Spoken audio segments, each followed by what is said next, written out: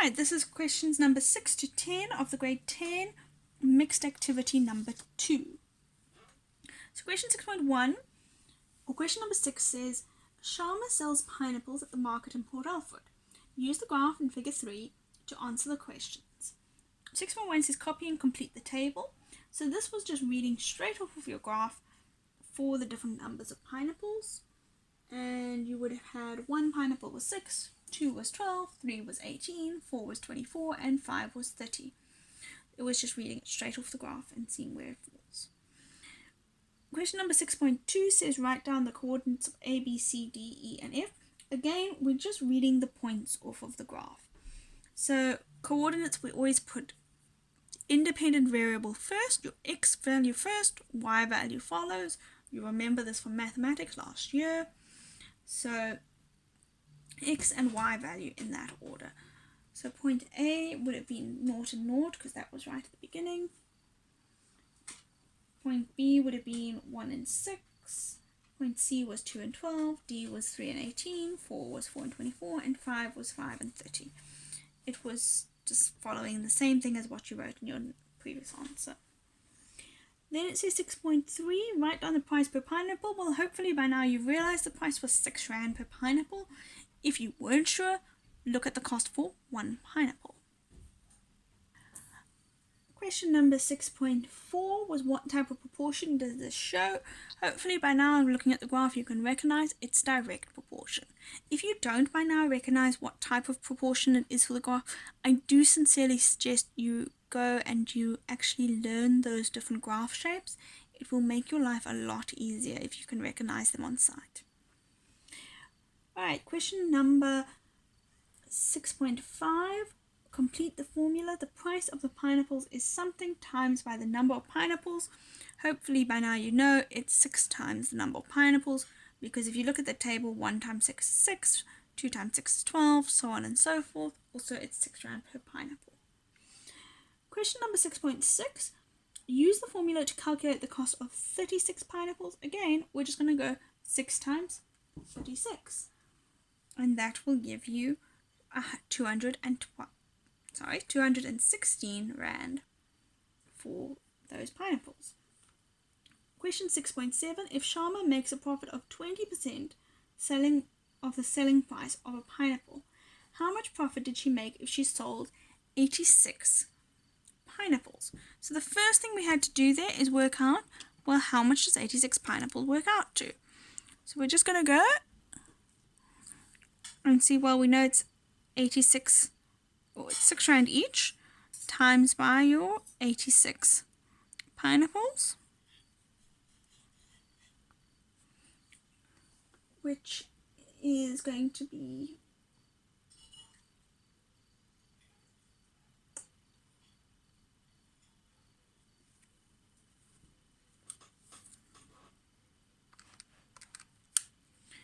just going to give us 516 Rand, and our profit was 20%, so we're just going to go 20% of her sales, which was 516.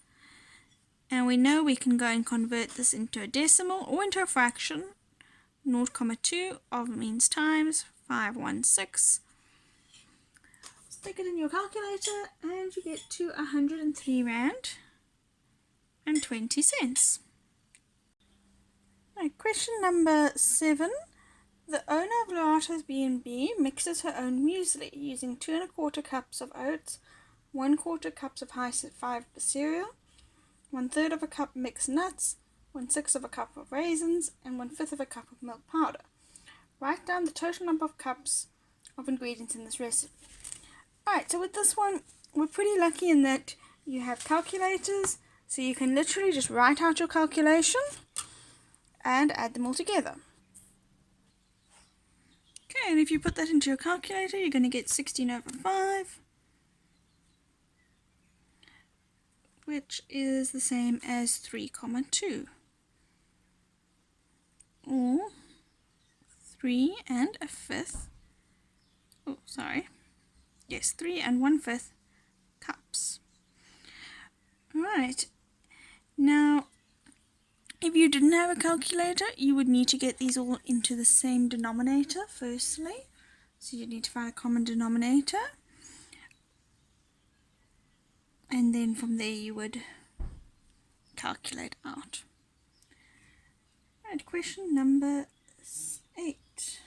Last year, Lindiwe and Tashidi invested 160,000 Rand and 280,000 Rand respectively in a new business. They share the profit according to the ratio of their investments. 8.1 says determine how much to the nearest cent Lindiwe's share was. Alright, so with this one, we're going to need to first start by working out that ratio. So we had 160,000, which was Lindiwe's, to 280,000, which was Tashedi's. And we need to make this into a normal looking ratio. So I'm going to start by just removing all these zeros, so effectively dividing by 10,000. And that gets me to 16 to 28. I can divide further. If I divide by 4, that'll give me 4. And that'll give me 7. And that is my simplest. So that was dividing by 10,000. And then that was dividing by 4. Okay, if you didn't know what to divide by, you can always divide here by 2 and then by 2 and keep going like that until we get to numbers that we can't divide any further. Alright, so in total with our ratio then, we know that there is 4 parts to Lindiwe and 7 parts to Tashedi. And we now need to work out Lindiwe's part of that profit. So the profit was 63,580 Rand. And Lindiwe is going to have 4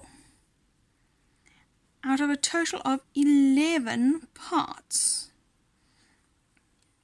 Okay, because she's getting 4, Tashedi's getting 7, there's 11 parts altogether. So 4/11ths of this amount. And if you do that on a calculator, you are going to get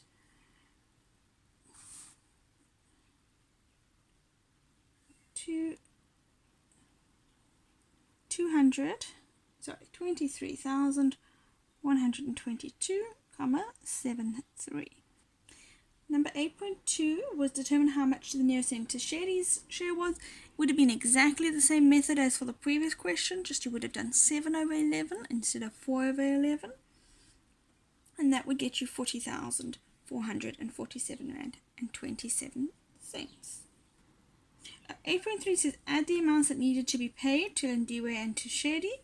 Well, that was just adding together those two amounts that we had. So Lindiwe had 23,122 Rand and 73 cents. And Tashedi had 40,477 Rand and 27 cents. And when you add those together, you get to 63,580 Rand. And you should have known that already, because as long as we add together both of their portions, we should get back to the full amount. Question number 8.4 says, how do you know your answer in 7.4 is correct? Okay, there wasn't a question 7.4 in this activity, so we're going to ignore that question. Question number 9 says, during the break, Mbali spends 20 Rand at the tuck shop and sweets. If Mbali bought 25 sweets, calculate her cost per sweet. So we know that she spent 20 Rand. We need to divide that out by the 25 sweets. So we're splitting that cost over 25 sweets. And if you do that, you're going to get to 80 cents per sweet. You get 0,8, or you could write that as 80 cents per sweet. Okay, number 9.2 It says complete. The more sweets barley buys, the greater or lower the price per sweet. Well, the more she buys, the lower the price per sweet. And if you think about that logically, if she's got 20 rand and she buys 25 sweets, they're 80 cents each. If she's got 20 rand and she buys 50 sweets, obviously they're going to be cheaper because she bought more of them. 9.3 says copy and complete the table, number of sweets. And you had 1, which would have given you 20 rand per sweet. They gave you 5 sweets, so that was 4 rand per sweet. If you weren't sure how I'm doing this, I'm literally dividing the 20 rand by the quantity given. Question number 10 says the table shows the relationship between the number of occupied and unoccupied seats in a cinema. So if there's 102 occupied, there's 58 unoccupied, and so on and so forth. They ask you, is this a direct or inverse proportion? Explain why. Okay, so if we look at that table there, the first thing we want to talk about is we want to look at what's happening with these quantities. Are they both increasing, or is one increases, the other decreases? So if you look there, the occupied seats, the first 3 columns all go down. So it goes 102, 89 to 43. And the unoccupied seats go up from 58 to 71 to 170. So that would suggest inverse proportion. But there's 2 things you have to consider for inverse proportion. The first is that as the one quantity increases, the other decreases. The second thing is that if the quantities are multiplied together, they should give us the same amount. So meaning, and that basically means it's being increased or decreased by a constant factor. But when we multiply these numbers together, it doesn't work out. If I go 102 times 58, I get 5,916. But if I go 89 times 71, I get 6,319.